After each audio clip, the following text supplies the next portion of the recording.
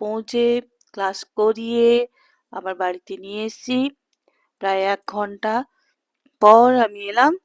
তো আমি এসে রান্নাঘরে তো রাতের জন্য রুটি হয়ে গেছে। এখন তরকারি বসিয়েছি। তরকারি বলতে নিরামিষ তরকারি হবে। তো ফুলকপি, আলু, মটরশুঁটি দিয়ে তরকারি। তো এই দেখো রান্না করতে করতে মানে ব্লগ করতে করতে চোখে নোনা তেল ছিটকে গেল। তো আমার চোখে একটু জ্বালা করছিল। তো এই করতে করতে আমাদের রান্নাঘরের ব্লগ হয়, রান্নার ব্লগ হয়। তো তোমাদের বাড়িতে আজকের রাতের মেনু কি কি হচ্ছে তো আমাকে একটু তরকারি জানাবে। ডান।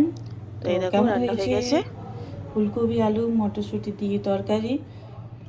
কালারটা দেখো, দারুণ, জাস্ট ওয়াও, খুব সুন্দর হয়েছে। অর্ধেক জনের খাওয়া হয়ে গেছে, পুরো 1 কড়াই তরকারি হয়েছিল। অর্ধেকের মানে বেশি মেম্বার তার খাওয়া হয়ে গেছে, মানে বাড়িতে সবাই একটু তাড়াতাড়ি খায়। বাকি আছে আমি আর আমার হাজব্যান্ড। তো আজকের এইটুকুই। তো চলো আজকে ব্লগটা এখানে শেষ করছি। তো গুড নাইট।